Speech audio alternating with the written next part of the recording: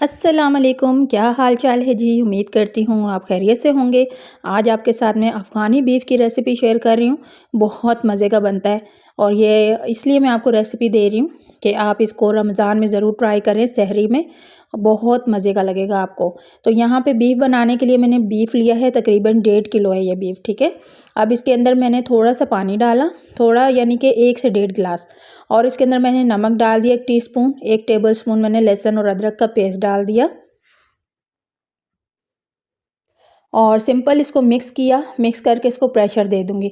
आप चाहे तो प्रेशर कुकर में बनाएँ, आप चाहे तो पतीली में भी इसको बना सकते हैं।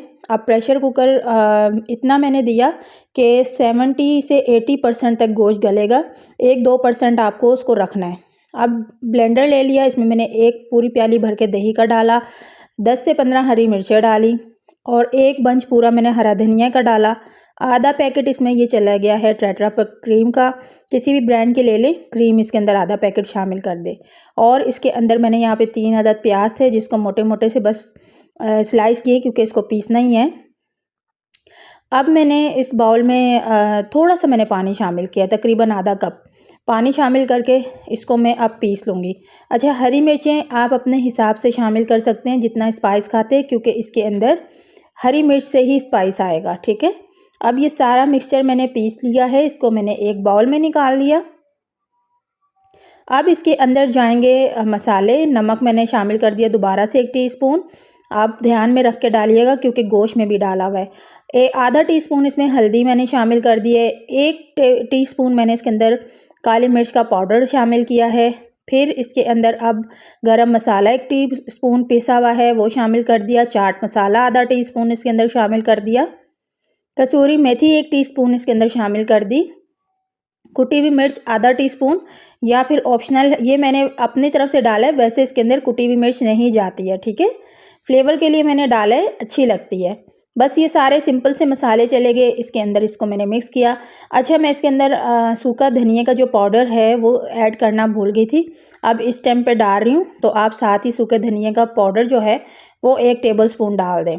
बस जैसे ही मिक्सचर रेडी है, यहाँ पे तकरीबन 70 से 80% जो है गोश्त गल चुका है और इसको अब मैं मैरिनेट कर रही हूँ। बॉईल हो चुका है, निकाल के इसके अंदर डाल के मैरिनेट करके आप इसको रख दें आधे घंटे के लिए, ताकि इसका फ्लेवर जो है ये गोश्त के अंदर चला जाए। जब आधा घंटा गुजर जाए, मैरिनेट हो जाए, फिर मैंने आप एक कढ़ाई ले लें, तवा ले लें, पैन ले लें, कुछ भी आप ले लें, और इसके अंदर से मसाले के अंदर से जो बोटियां हैं उसको निकाल के फ्राई करना है। हल्का हल्का सा इसको हमने कलर लेकर आना है, जैसे थोड़ा फ्राई हुआ हुआ मार्क आए हुए होते हैं ब्राउन से, ऐसे। एक तरफ से जब फ्राई हो जाए तो आप इसको गोश्त को टर्न करें और आप देख रहे हैं लाइट लाइट ब्राउन सा कलर आ रहा है।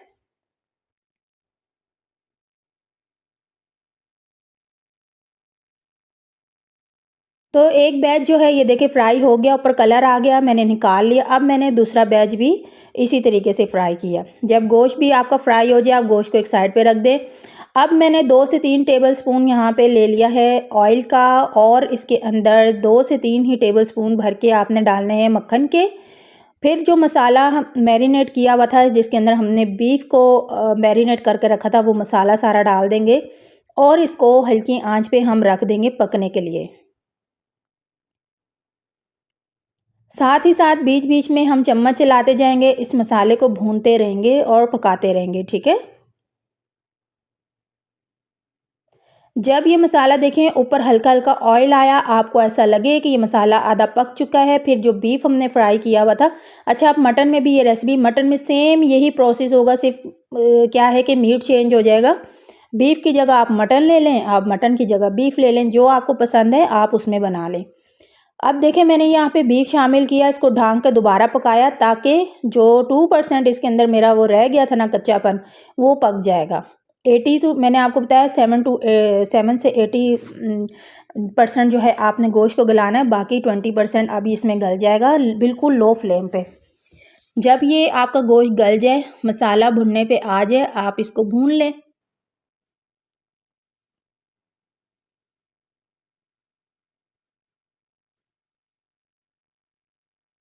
अच्छा, इसमें स्पाइस नहीं होते हैं इतने, कम स्पाइस वाला ही बनता है। ज़ाहिर है अफ़गानी आपने पुलाव या अफ़गानी बीफ या अफ़गानी मटन खाया है कहीं तो स्पाइस बहुत कम होते हैं इसमें। अब यहाँ पे मैंने हल्की-सी ग्रेवी, आपकी मर्ज़ी है, आपने भून के इसको खाना है भून के खा लें, मैं हल्की-सी ग्रेवी रख रही हूँ। तो बीफ के अंदर जो थोड़ा-सा स्टू बचा हुआ था वो मैं इसके अंदर डाल रही हूँ। आप भी कोशिश करें कि थोड़ा-सा जो यखनी है बीफ की वो आप बचा के रखें, बिल्कुल उसको ड्राई ना करें, ताकि आपको ग्रेवी लगानी हो तो आपको उसके काम आ जाए। अब ढाँक दिया था मैंने, ऑयल सेपरेट हो गया है, बड़ी अच्छी-सी इसकी ग्रेवी तैयार हो गई है। गोश्त भी अल्हम्दुलिल्लाह बिल्कुल गल गया है, बहुत अच्छा बन गया है गोश्त।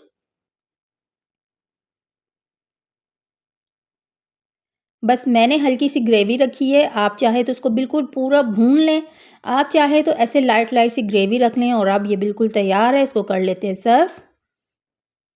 तो यहाँ पे जी अफ़गानी बीफ मेरा बिल्कुल बनकर तैयार है। आप इसको सहरी में ज़रूर ट्राई कीजिएगा। अच्छा लगता है, कोई अच्छा सालन हो तो सहरी भी करने का मज़ा आता है। तो इजाज़त चाहती हूँ। अल्लाह हाफ़िज़।